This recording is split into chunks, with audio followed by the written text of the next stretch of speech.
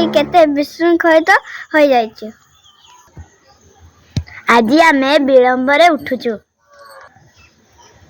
ଆମେ ଆଜି ବିଳମ୍ବରେ ଦାନ୍ତ ଘଷୁ, ବିଳମ୍ବରେ ଖାଉଛୁ।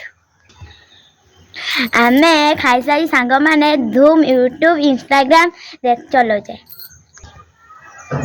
ଆମେ ଆମ ମା ମୋବାଇଲ ମାଗିଲାକୁ ଆମେ ନାଲି ଆଖି ଦେଖାଉଛେ। ବାପା ଆସି ଆମକୁ ଗାଳି ଦଉଛନ୍ତି।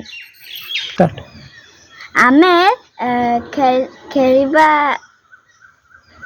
ଆମେ ଠିକ ସମୟରେ ପଢୁନେ ଆଉ ଠିକ ସମୟରେ ପାଠ ପଢୁନେ। ଗୁରୁଜନ କଥା କିଏ ମାନୁଛୁ? ଛି ଛି ଥୁ ଥୁ। ଓଡ଼ିଶା କିଏ ଖାଦ୍ୟ ମାନୁଛି? କିଏ ବିରିୟାନୀ, କିଏ ଚାଉମିନ, କିଏ ପକୋଡ଼ା, କିଏ ପାଣିପୁରୀ, ଖାଲି ଗ୍ରେଭି ପକଉଛନ୍ତି। କୁକୁଡ଼ା ଆଉ ଛେଳି ଖାଲି କାଡୁମାଡୁ କରି ହାଲଟା ଖାଇ ପକଉଛନ୍ତି, ତାର ଜୁସ୍ କରି ପିଉଛନ୍ତି। କିଛି ହଉଛି, ଚିନ୍ତା ଲାଗୁଛି।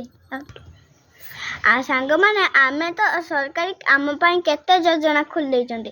ଆମେ ସିନା ପାଠ ପଢୁନାହିଁ, ଖାଲି ପଠେଇକି ସବୁ ବେକାର ଯାଉଛି। ମୋ ବୟସର ସାଙ୍ଗମାନେ ଲିପଷ୍ଟିକ୍, ଆଇବ୍ରୋ, ନଖପାଲିଶ, କିସ ନାଉ ଚାଲ ଓଡ଼ିଶାଟା ଖାଲି ଉଠେଇ ପକେଇବ। ସାଙ୍ଗମାନେ, ଆମେ ଆଜି ସାର୍ଙ୍କୁ ପଚାରିକି ଆମେ ଗୋଟେ ବଢ଼ିଆ ରୁଟିନ୍ଟା କରିବା। ସେଇ ରୁଟିନ୍ ଅନୁସାରେ ଆମେ ସେଇ ରୁଟିନ୍ ଅନୁସାରେ କଲେ ଆମେ ଭଲ ଛୁଆ ହେଇପାରିବା।